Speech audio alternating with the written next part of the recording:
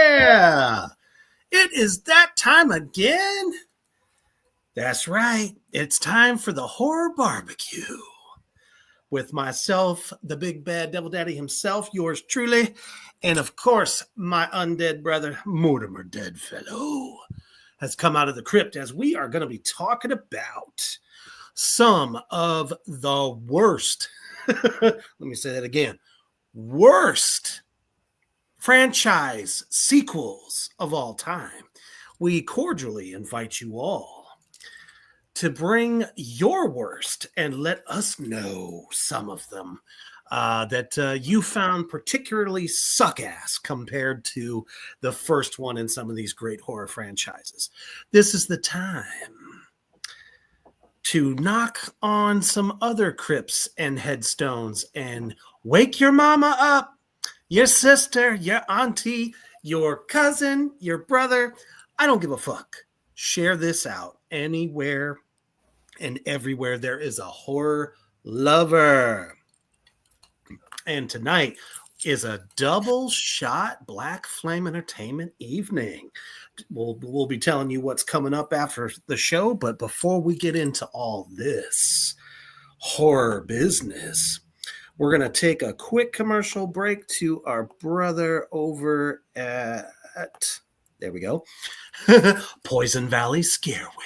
Check that shit out.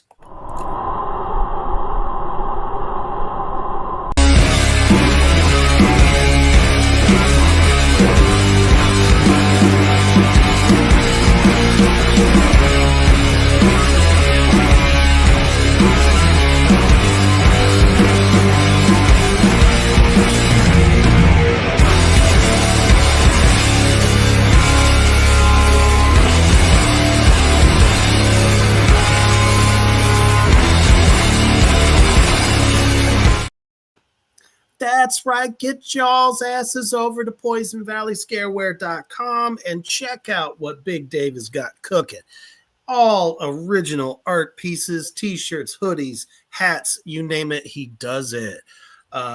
Very low price, fast shipping, super high-ass quality. All right. Good evening, Lizzie, Babylon, Brother Turkey Man in the house. Babylon, man, he was right on fucking time tonight. Unholy fuck. He loves us. So, all right, let's dive into this chicanery because sometimes you have a badass horror franchise and they shit the fucking bed every time. Yep. Almost without question, honestly. There's not really any I can think to where every single installment of a long franchise in horror to where every single one of them was amazing. Right. That's hard to do. That's really hard to do. Absolutely, man. We're missing shit. We're missing Rebecca and Cody out there too. Somebody got to go wake them up, slap them around a little bit, give them a little tummy tickler.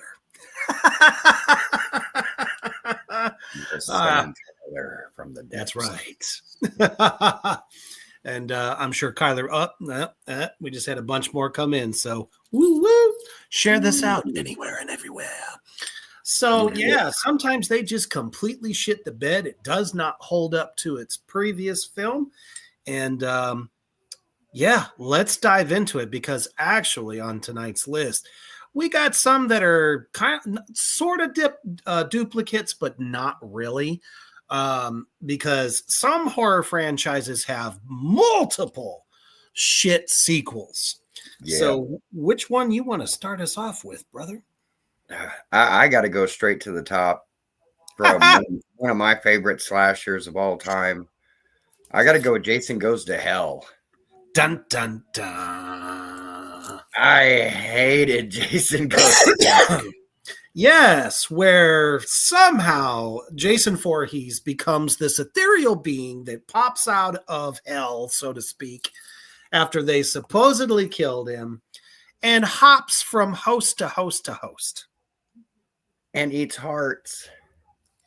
Breaks hearts and faces. Faces and hearts. I guess he traded in his trademark machete so that he could eat some fucking hearts. Now, what is the point of that? I think How does that that fit into that? I mean, this is a legendary franchise. it doesn't. It doesn't fit in there. That was kind of the problem. It's even with Kane Hodder being Jason and couldn't pull it out of the fire. That I mean, he didn't write the thing, so I don't blame Kane for it at all. And some of the Mm-hmm. kills are actually pretty wicked.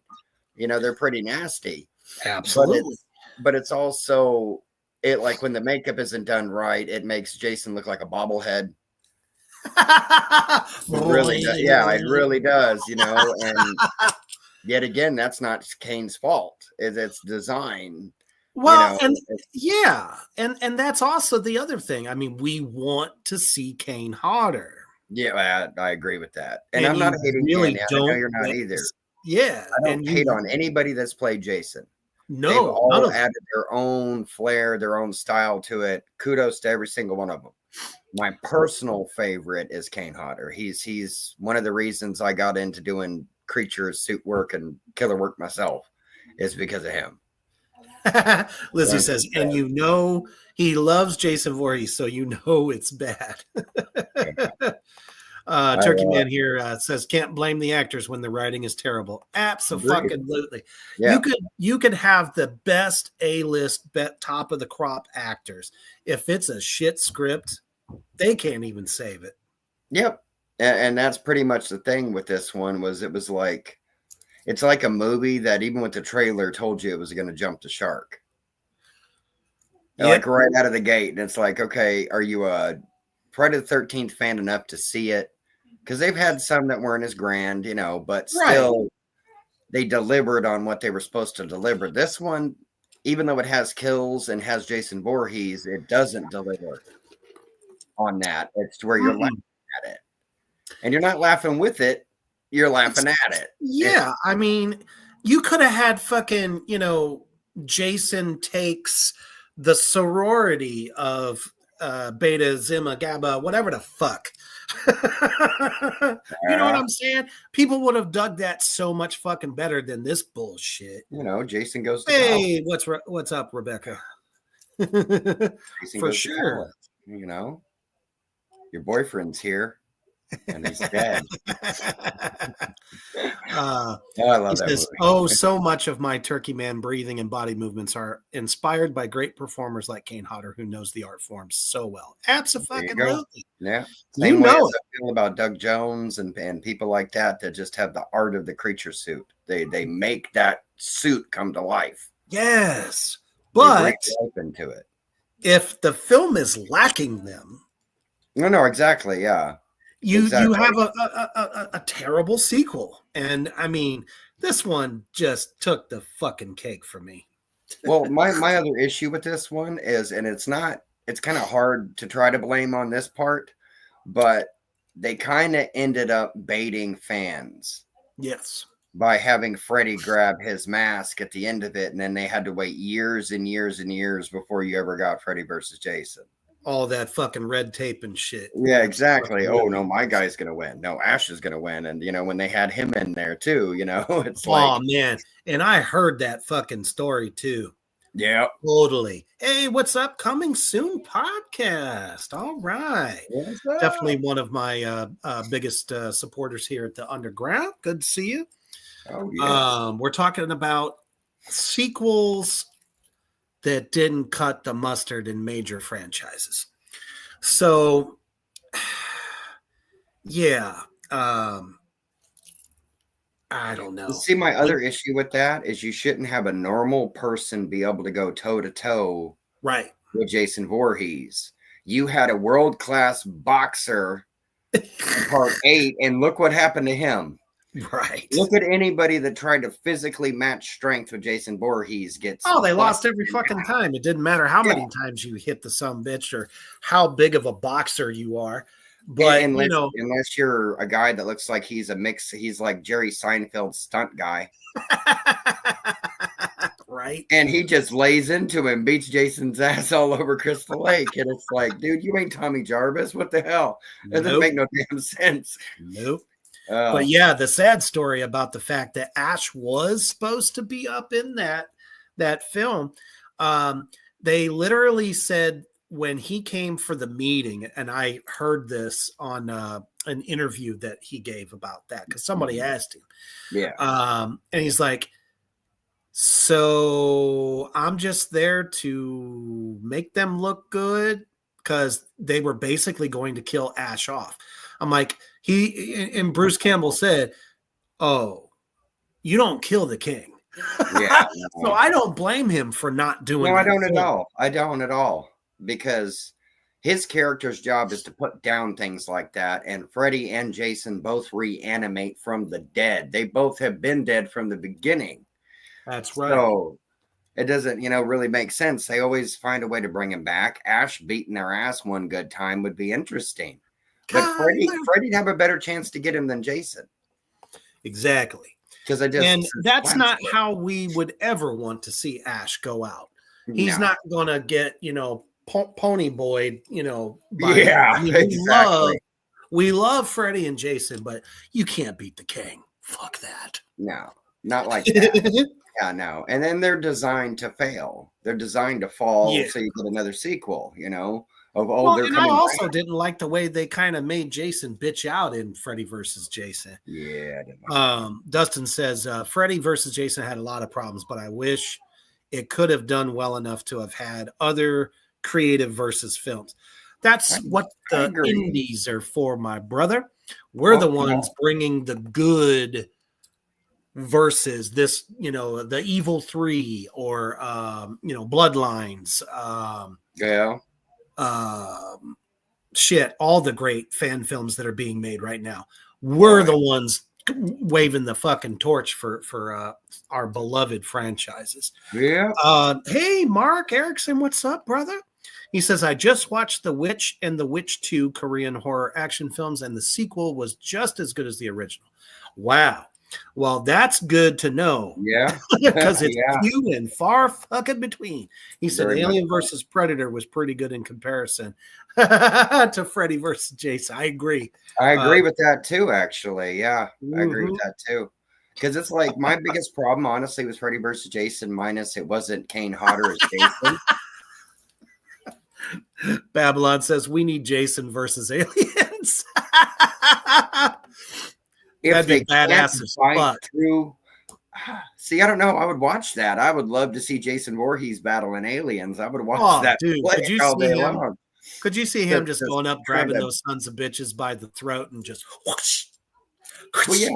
He would just the problem I think for Jason would be the acid blood. But he's dead, so he doesn't but once you start, pain. You're not going to feel pain, but if you ain't got an arm to swing the machete, then it just melts the hell off through the floor. You're kind of boned, but man, this would be armor. Right. This one here, I think takes the cake. I want to see this happen. Leprechaun versus Chucky. Let's fucking do it. Oh, see, I would put my money on Leprechaun, actually. I mean, me too, but well, it's magic versus magic on that one. Technically, right? That'd be Luck of the Irish versus Luck of the Irish versus Voodoo. Yeah, yeah. I don't know. I agree, Lizzie. All that shit list, lately. She says, "I think Leprechaun would run circles around Chucky." Agreed. Oh shit! He wants his gold. That's right. And another first film for Jennifer Aniston as well. Right. Everybody knows. But yeah. So since we went for the jugular, yeah, I'm pretty violent for this one. Well, that's okay because I'm about to get super fucking violent with this one. How the fuck does somebody take a stab? Take a stab at one of the most beloved franchises of all time and manage to fuck up a trilogy. It was on its way to becoming one of the best trilogies ever. And Blumhouse, I gave you your kudos for the first two. You had me until they dropped this piece of shit on us. Halloween Ends was by far the worst Halloween Michael Myers film, billed to be the grudge match of the century. Jamie Lee Curtis, also better known as Laurie Strode, to battle Michael. And this was supposed to be a battle for the ages. I was so excited. I had my popcorn, my whiskey, and had my feet up and, my Reaper hood on, and decided to vomit once we got into the film.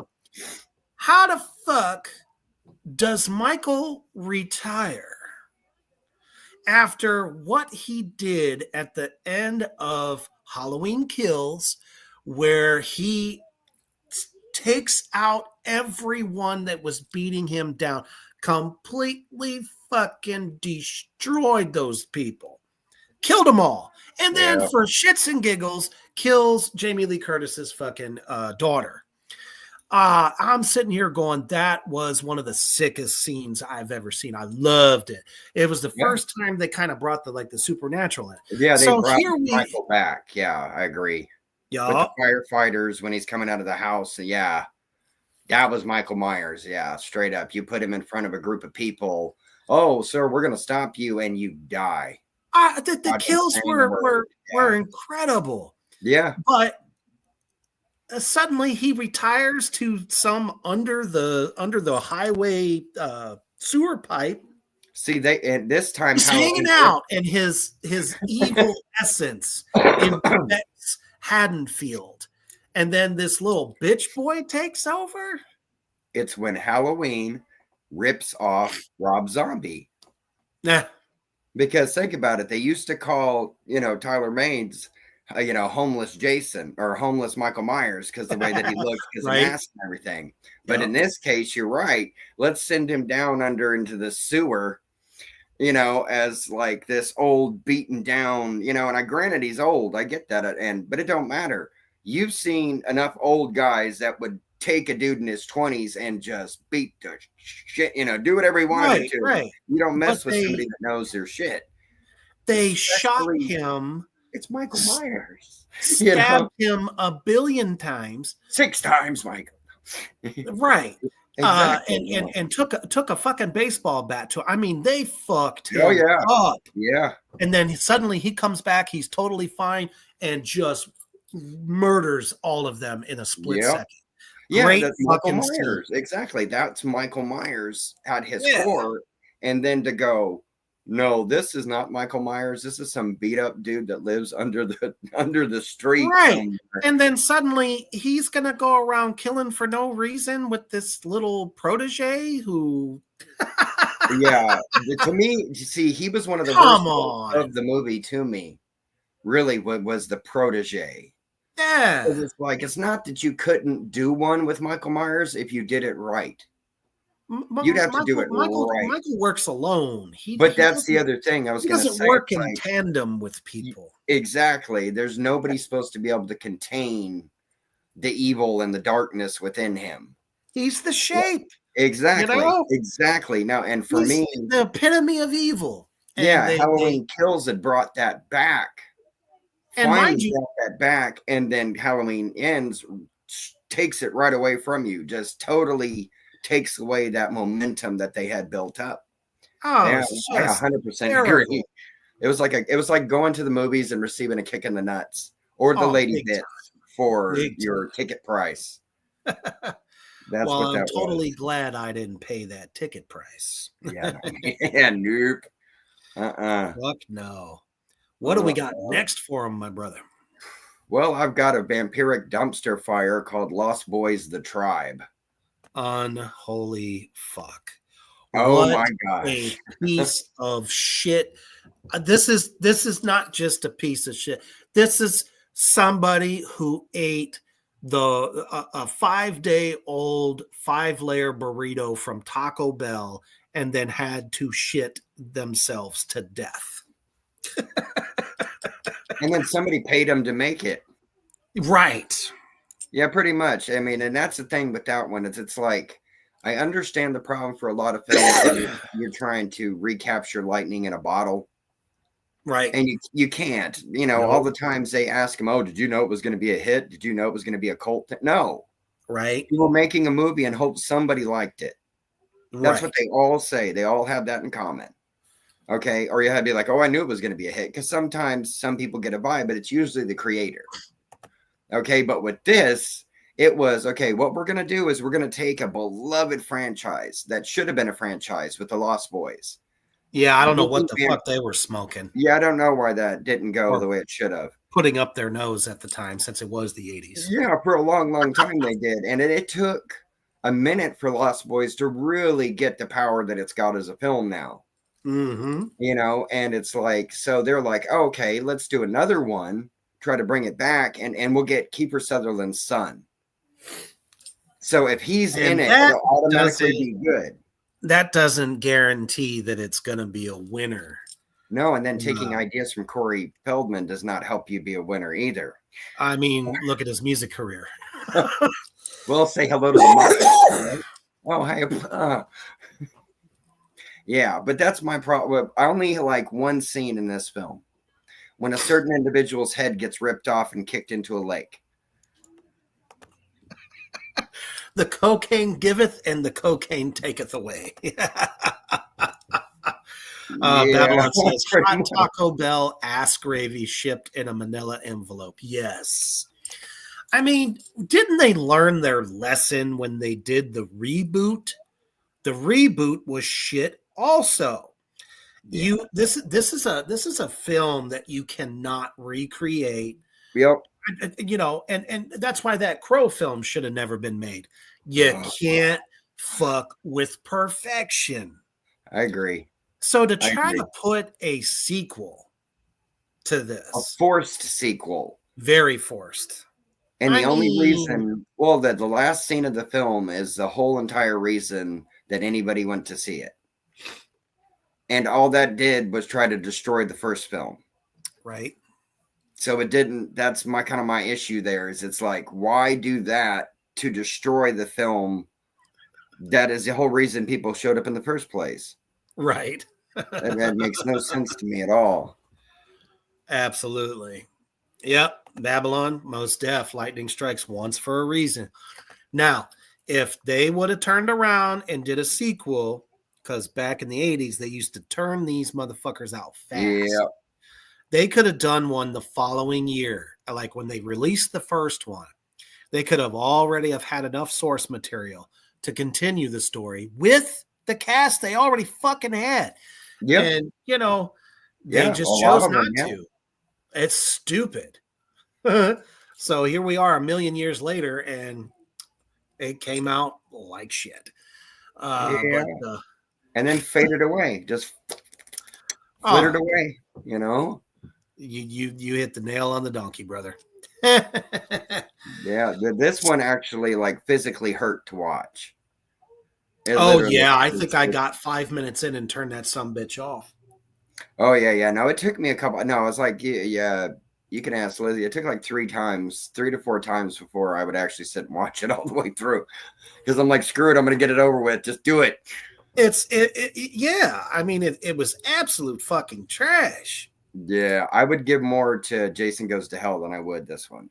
Oh, for sure. At least there you had Kane Hodder. Kane for a second or two, you know. You know, at least you had a couple good kills in Kane Hodder.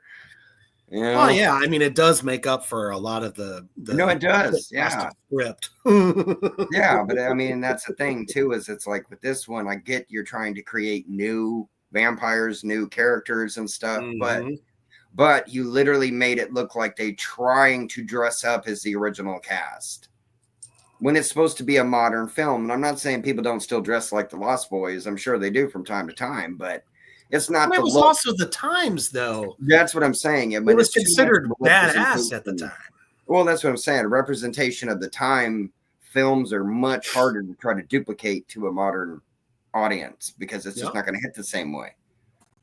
And it's like, and that's what it kind of worked out to be. It was like Twilight with more blood.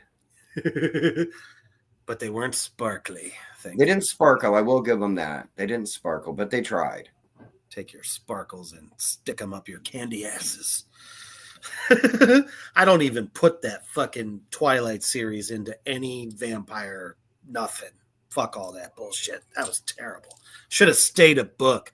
At least in the book, it was interesting. In my opinion. Well, I mean, because you can imagine anything you want, and it's not, you don't got to be, I wanted to go for this look and give him this coiffed hair that made you want to just wring his geeking neck. No, well, with Twilight, it was like they were trying to cash in on, Teen Magazine back in circa 1982. Tiger Beat. Where suddenly, the actress and the lead actress in fucking Twilight, who somehow doesn't know how to show any other emotion other than yep, throughout all the fucking movies, even when she was happy. Go fuck yourself. Yeah, not a fan of her. It's too much. Yeah, for that exact reason. Right. It's like I don't go to a film to watch My Pet Rock. Right. Pretty much. I agree with Mark on this. Twilight spawned a bunch of great memes, though. Oh, yes. Very sure much did. My favorite one was Flashing in the Disco Balls. Oh, dude, Dustin. The saxophone beefy guy from the first Lost Boys, he is still buffed the stuff. Same goddamn hair, still playing that saxophone and selling it out wherever he goes. Yep. So what a testament there. Yeah, he still believes. He still believes. That's right. Speaking of fucking up vampire classics, is anybody familiar with a little company called Full Moon Entertainment? I know I am.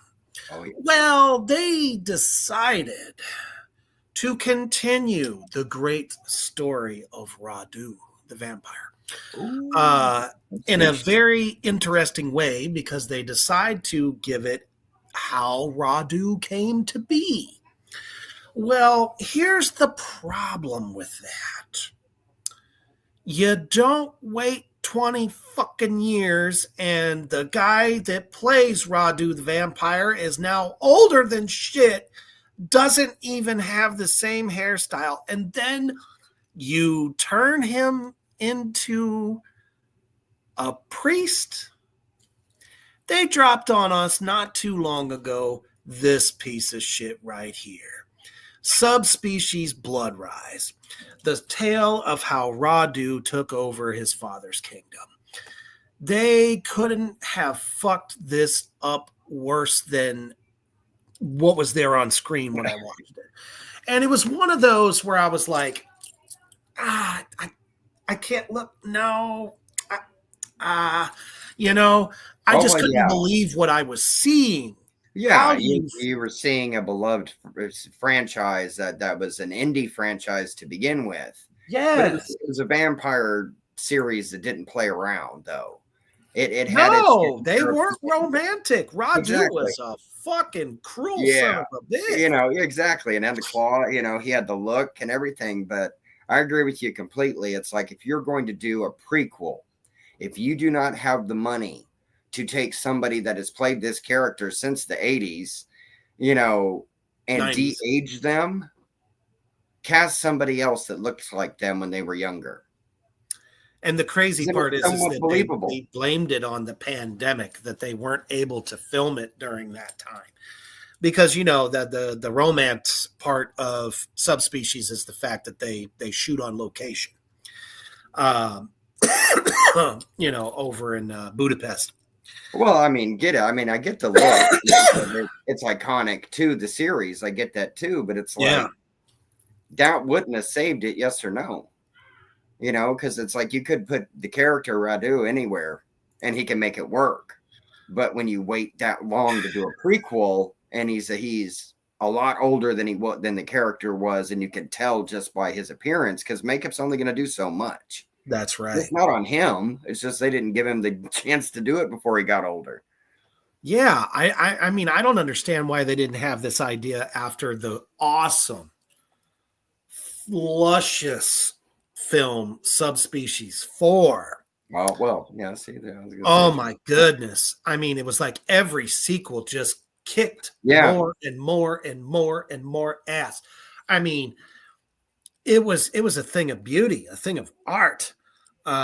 Especially for indie film. This was their biggest franchise next to Puppet Master. Oh yeah, yeah. So Yep. you finally put out a prequel, and they could have went with anyone that they could have matched up to his look, because throughout, I'd say the first half of the film, it's Radu with no appliances, no fingers, no fangs, nothing. Mm, Because obviously it's a journey you're to right. him becoming a vampire, and he only looked like him once they put the fucking makeup on him. So Right. basically, Yeah. you had old man Winter, Oh, parading around as a priest, which we all know that was not his yeah. origin at all. Yeah. I don't believe it had anything to do with that at all. Not in the Mm-mm. least. He was It's more like of like they a changed the warlord. entire Yeah. origin. It was more like bloodthirsty kingdom kind of thing, not that. Yeah, And him and the stone, the bloodstone, right. that was more of his. Yeah, I have Absolutely. never heard of him with the priest. That's it. Yeah, No, it was it was that was him and such his a left brother. field there. His brother was fucking, all about his father's, his rule Right, right. about the bloodstone and how they were going to keep it and guard it. And, it was just going to remain with the family. But oh no, Radu wants to take over, and fucking, overthrow his dad, which, haha, was brilliance in the first one. Right. But for them to not do it that way, I think hurt them far worse than it helped Yeah. anything. It's again trying to rekindle a fire that burned out And after yeah, the fourth. that's usually, yeah, that's usually what it is it's like they don't kindle when they've got the iron hot. They don't keep it glowing, they put the stuff on it that's going to kill it. Exactly. And I don't understand that, but I think it's either to where they know they're not going to be able to get the ability to do it. So if anybody's going to break it, it might as well be us. Right. Because I feel that with films sometimes. It's like with like you were saying for Halloween Ends, is it literally felt like they were doing that the way they did it on purpose. Exactly. Yeah, like it was personal. It's like, oh, so you like Michael Myers, do you? Well, we'll show you. And some films feel like that. Jason Goes to Hell felt like that. Lost Boy it's a lot of these things have that in common, where it's like people are taking beloved things as well as Radu, which, like I said, it's like if you don't know Subspecies, you have no idea who the hell he is. Mm-hmm. Right. But it's also too that caught me into it very first time with that character is because Vlad Tepish's brother's name was Radu. Right. Yeah. So, and it's like, and he's the one, supposedly the one that gave him the fatal blow that killed him. Right. Which Exactly. is interesting to the point to take that Radu the character handsome. exactly and go to turn him into a vampire and not be dealing with Dracula. Right. And I loved that. But if you're not going to key into things when he was really popular and really hitting, because they were knocking him out for a minute there, it's like 1, 2, and 3, and it's like, and then boom, we get stuck with this. Yes, exactly. Mm. Dustin says it's a shame because they could have made an amazing sequel instead. I love the Subspecies franchise, and Radu is one of my favorites of all time. It was so off as a prequel. Absolutely. Kyler says, I'm going to throw my hat in the ring. I'll always know what you did last summer. Yup. Hellraiser Revelation. Yeah, that was a revelation of ass. Yeah. And American Psycho 2 That was Yeah. okay. If it wouldn't have been forced to be a supposed sequel to it, it would have stood better on its own. Fuck yeah. But I agree with you on that. Or yeah, it's considered a sequel, even Anytime though they do that. it's not. That they just forced it in after a movie that was almost finished with its production. So, but I agree with them Really on that bad. too. Though it's still, it could be there. What's next on our worm salad do we have for the addicts? Okay, to give a certain white faced character a little break for the moment, I think I'm gonna go with Creep Show 3. That was the biggest pile of hot garbage I have ever watched. It That was was a letdown. hard to watch because I'm sure yourself. I loved both of them immensely, immensely, especially the first one and the second one too.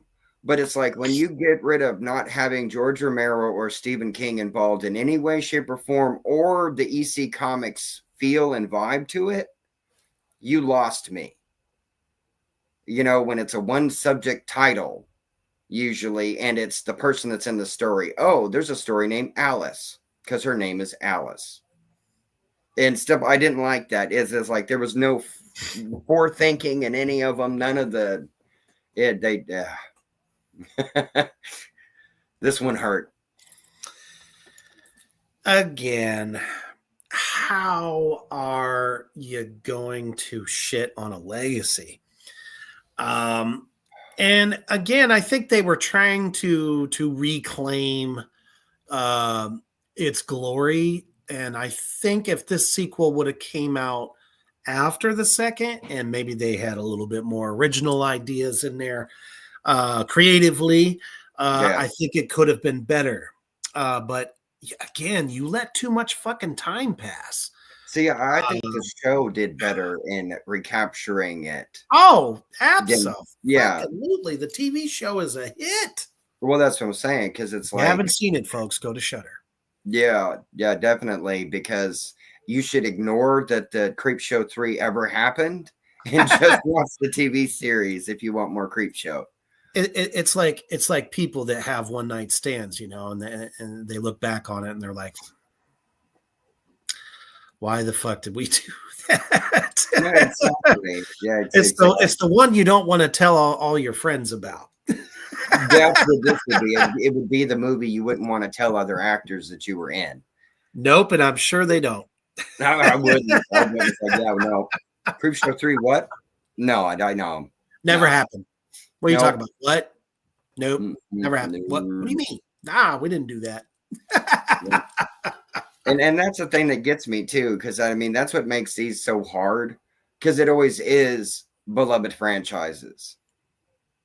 Exactly. It always is, and then there's always got to be a stinker in there somewhere, you know. And it's like so far, and I'll give a shout out to Mr. David Howard Thornton for Art the Clown. Him and Damon have been knocking it out of the park. They're setting up to do great on that to break that cycle. Yes. And I love that. I wish them the best of luck for it, you know, because it's really difficult to do, especially if you're trying to tell good stories in horror films. Well, in period, but really horror films, you need the good story. Like you said, because even if you got a star cast, if you give them nothing to do or no dialogue or anything worth the damn, you're going to get a bunch of people standing around a room looking at each other. Yay, you know. Absolutely right. But it's like it had no cohesion to any of it. Even being different stories, it had no way to. They didn't feel like they came out of a comic book. Yeah, I agree with Kyler's statement here too. He says, I give Creepshow 3 this. They had the balls to put it out after all the behind the scenes problems. I'll agree with him on that too. Honestly, you know, films are obviously a what do you call it? An investment. So rather than shit can it and everyone loses their money, I get what I understand. Yeah, I agree. Yeah, no, I the fact agree. That they put it out though, it fucking stunk it up. So True. But also, like as it goes for this, which I know you would say 100%, our lists are not in order. It is just our opinion. that's If right. you like any of these films, we are happy and glad, and I will discuss the film with you without hating on it the whole time. I promise you. Because Yep. I love film. I love discussing horror films, same as why we're here. So anybody's ideas, same as like Kyler had come up with great ones. Anybody that's got any ones that touched them or bothered them a certain way that was from a franchise that mattered to you, chime in. Let us know. Exactly. All right. Let me see what I have next on the chopping block. We're going to revisit. Now, a lot of people might take issue with this, but again, I mean, this was definitely better than the one that Mr. Deadfellow told us about. But I just don't see at all why people liked The New Beginning. I don't get it. This was not Jason Voorhees. True. That was my biggest problem with this film. I felt that it was lacking quite a bit. Which is interesting for this one. If you go for individual Jason films, Mm-hmm. Roy as a killer has more kills than Jason does in any single film. This is true. And I Yeah. think that's kind of the reason, because I also read that as well. Right. I think the reason they did that was because they knew Yep. that it wasn't Yep. Jason in this story. So let's beef up the body count so people will dig it. And Exactly. I think a lot of people did dig it just because of that alone. Oh yeah, no, they got great kills in it and stuff, and then many memes created from this one too. You know, Mm-hmm. but it's like, but I agree with you on that. It's the same kind of thing to where don't advertise for something that everybody knows and then hoodwink them at the end. That's kind of my problem. Spoiler alert for like a 40-year-old movie, you know, but you know, as it said, it's not Jason, and it's like no matter how good the kills are or whatever, you still expect it to be the supernatural Jason Voorhees snapping backs and breaking necks and stuff, and you feel you get lied to, you know, and it kind of, you know, it's that whole thing. You don't go to watch Nightmare on Elm Street and expect to not see Freddy Krueger. Yeah, exactly. It's the same kind of thing, yeah. You know, and Jason Goes to Hell did the same problem. You're only Jason Voorhees for the whole film for what, 4 or 5 minutes? Right. You know, the rest of it, you're another actor's playing you without, you know, with a little bit of blood on your mouth or looking crazy. That's not Jason Voorhees. Right. You know? Is but I get that. I can understand that. Because Roy had good kills, but you're not the Voorhees. Bill's just, it doesn't hold up to the legacy. I agree. No, I agree. Boy, did they knock it out of the park, though, when we got to part 6. Quite frankly, the most successful. Thank you, CJ Graham. I love you, brother. Part 6 was probably the most wide grossing sequel in the franchise. Mine would be 6 and 7 are my 2 favorites. Yep, 7 was also I get CJ and I get Kane, so I'm a happy camper in there. Yeah, they're both of them are my favorite Jasons. So. Oh yeah. CJ's nothing no joke. Against Derek Mears, because I thought Derek Mears did a fucking fantastic job, though. I loved in his the reboot Swamp Thing. So, Derek Mears got me with his Swamp Thing. I got a lot of love for Swamp Thing, and he represented good. Yeah, you know, but yeah, totally. All right, what you got next for him, brother? All right, I have to go back to a certain man called The Shape, because this one, oh man, Halloween Resurrection. Ooh, quite honestly, the worst of the franchise at that point. Yeah.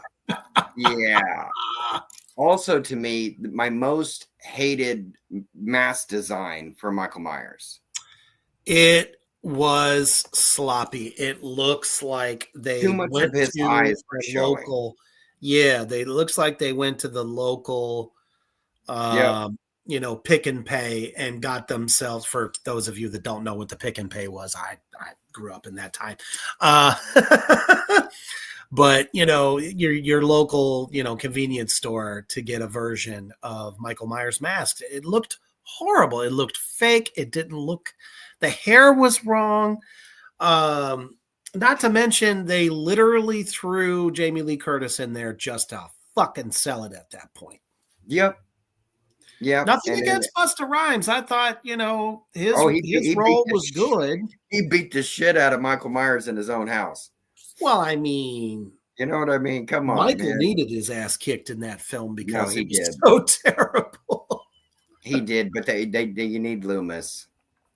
Donald Pleasant, rest in peace. Always I Mm. loved Loomis for those films It because he was made him definitely scary. a joint effort between Jamie and Loomis Jamie is because Jamie as well. I mean, I definitely give it to her, but I think at this point too, if she knows, like with ends, she knew it was going to be a stinker with what they were going to do and how people were going to react, and it's a paycheck at that point. I think to that end. well, remember, because at the beginning of Resurrection, Michael kills her.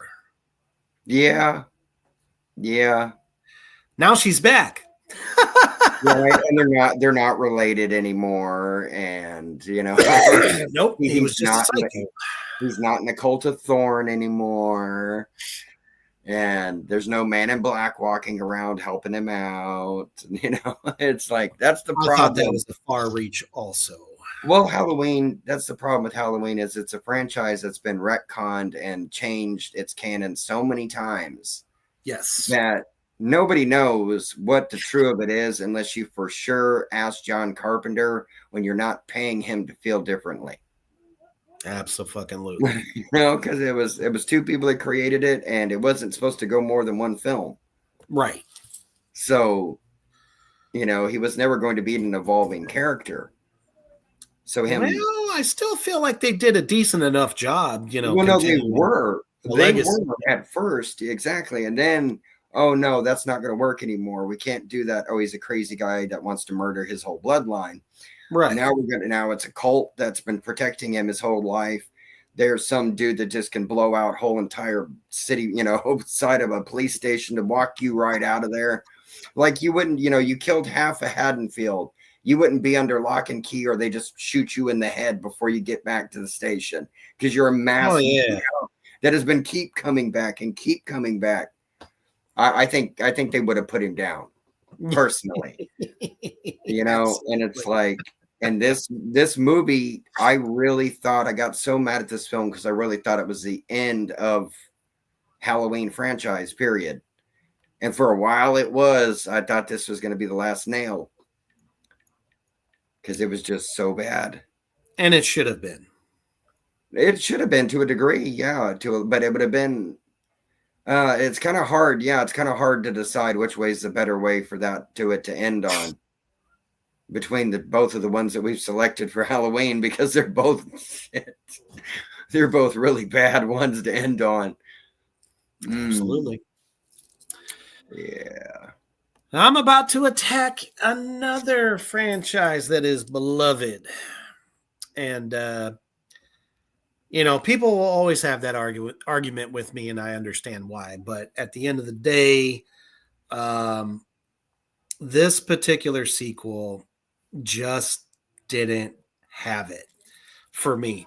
The first film of the Nightmare on Elm Street franchise, it is true. Freddy was not much in it. They had a very low budget on it, but you can't take anything away from that film. Oh yeah. Nobody even thought that it would have surpassed what it was supposed to be. But man, why did we have to have a cheesy ass sequel? The typical, oh, a new family moves into the, the house from the previous final girl, and suddenly their son is plagued with, the whole thing. Because honestly, it wasn't until Dream Warriors that, in my opinion, Yeah, picked back up. it picked back up in a major way. It was very Yeah, creative, very inventive. So yeah. I have to say that Freddy's Revenge It was, was yeah. not on par. They It really lost me wasn't. the moment that, he's on a bus with some of the other kids there. And, he gets driven out into the Let's desert. ride And then, to hell. you know what I'm saying? Yeah, yeah. That just seemed kind of hokey to me, even for the times, because I mean, No, it did. I was a kid It at the did. time. So I don't know. Freddie himself was cool in a lot of ways, but Yeah. there were just a lot of scenes and Freddie kind of becoming the kid. Yeah, yeah, it was strange to me. That was the strangest thing to me It was a about that stupid one. angle. Well, it was no, exactly, because you figure if Freddie could have done that, he would have came back as Johnny Depp. Mm-hmm. I mean, that's what I don't get. It's like he killed a bunch of guys and stuff like that were young teenage dudes, just like the other guy. Yep. Why didn't you possess them? It's like, why did the Freddie possessing people never come up?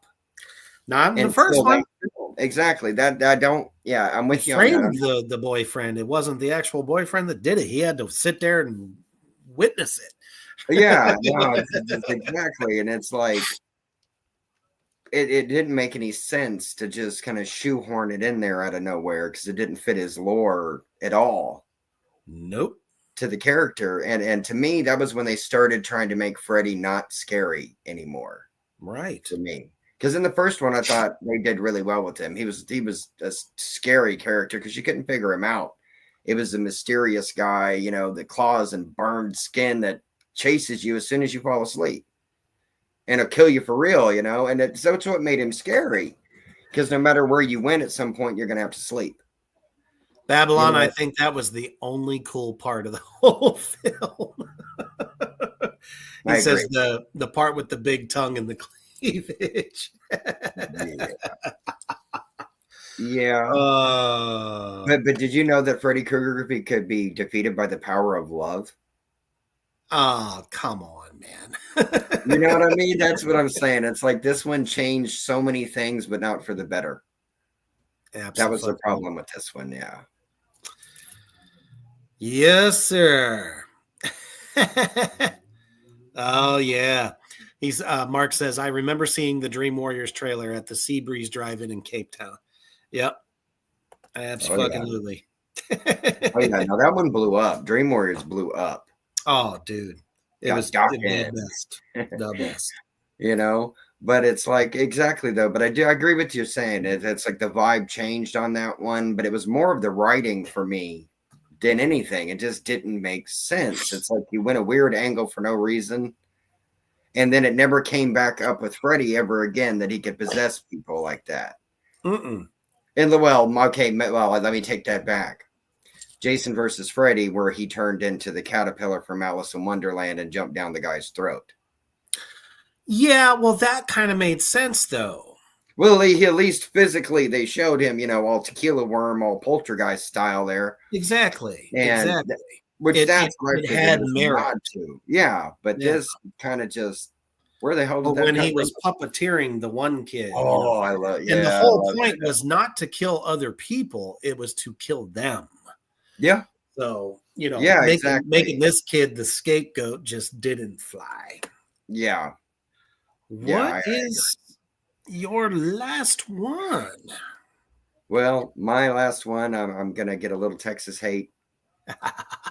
Okay, I am Texan too, but I don't think you will, to be perfectly honest. I gotta go with Texas Chainsaw Massacre: The Next Generation. Oh, good old Renee Zellweger and fucking Matthew McConaughey. Who would have thought they would have shown up in this piece of trash? Well, it's like when you think of McConaughey, you're not going to go, All right. Well, I need you to play redneck. All right. All right. Let me see what I can do with this chainsaw here. Let me just get that going for you. All right, guys. No, this is, I mean, that's the thing. You don't do that. It's like, I remember when he started, Texas guy too, Dazed and Confused, stuff like that. And then you see him as a snorting, weird, brace legged, they're trying to recapture the family. Well, you're trying to recapture Leatherface's family and all them, and you can't like that. Right. Not the way that it went, because it's like, oh, some people say part two, you did it went a different route. There's still gory, nasty parts in it, but it went black comedy, it went dark comedy more for that one. And then it started to get back into different tracks to get more violent, where you get like Leatherface and stuff like that. It goes back more to the saws. And this one of my biggest problems is you create, they throw in some like secret society people that are controlling them. Mm-hmm. Like a bunch of redneck chainsaw wielding family in Texas. I don't believe that. Not where you've got, it's like where it's like BDSM people taking control of the Hewitt. It doesn't make any sense. It really sounds like to me what was starting to be sensationalized at the time, because True. bedroom activities were starting to really kind of come out. Yeah, true. In a lot of ways. And I think that they kind of figured that, because, the Sawyer family being, I guess you could say, sadists. I mean, they enjoyed what they did. Right. They probably thought that this might be kind of a cool way to, Yeah, but it was weird, because it was like weird seeing them being ordered around, and it wasn't right. by the cook or grandpa. Right. See, so that was kind of my issue there, is it's like, you Too don't much, tell them what to do. too much, deviation from the storyline. Exactly. It's like you're dealing with the core material there, and you just deviated to deviate. Exactly. But then there's parts where you try to copy and create new people just to throw them in there. Oh, we need another crazy redneck. That's not how it works. No, I mean, there was a history there with that family, and I don't know. Yeah. It just took away from everything. It did, and it's like, and you made Leatherface is as least threatening as he's ever been. Ever. Because exactly. it's like he's not dropping bodies, really. He's not really doing anything but freaking out most of the time. And it's like, that's not what Gunner did. That's not what RA did. It's like, you got to understand, dude, saw his family. So you got to see Leatherface sawing people up with the chainsaw. That's what they came to see. And you don't really get that in this movie. You really, really don't. It's just, let's throw in these oddball characters that don't make any sense and call it Texas Chainsaw Massacre so much that, the two stars did everything in their power to try to make it not come out. Exactly. But if it was a good movie, they wouldn't have. You know what I mean? They would have wanted it put out. It's like, oh, look, I can even do horror. Like that. Oh, you didn't know I could do that? If it was a hit, they would have done that. It's like Jamie Lee Curtis wasn't big into horror movies until she did Halloween. And then she did Prom Night. And then it's like all these things started coming off for her when she didn't do those kind of stuff. You don't know until you give it a shot, and then sometimes you'd be really good at it. But then sometimes you end up making films like this.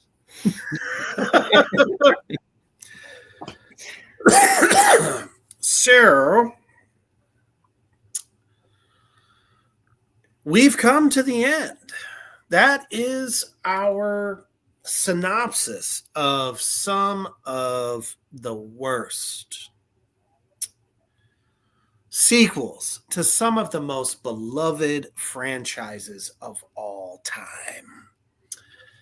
And you guys have also told us about some as well. And we love that shit. Everybody out in the comment section, you guys have been fucking mazeballs this evening. Yes. But the fun doesn't stop here.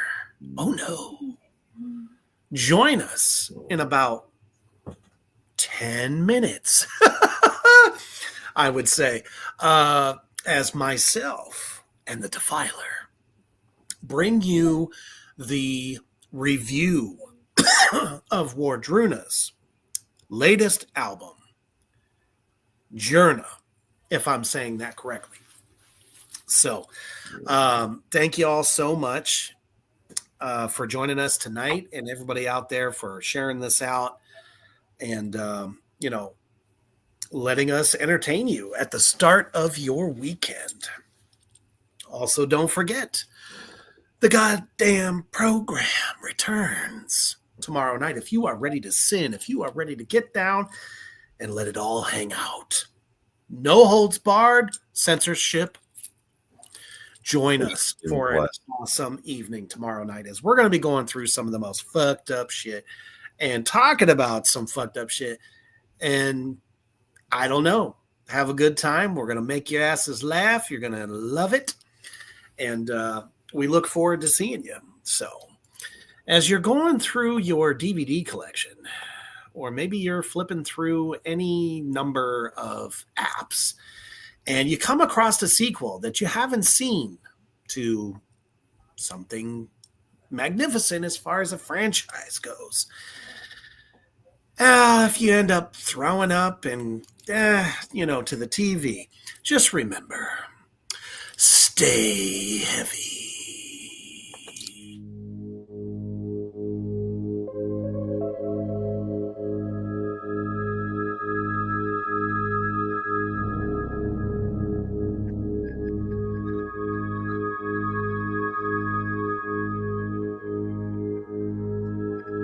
Thank you for joining us on Rebirth Underground. Stay tuned for more from Black Flame and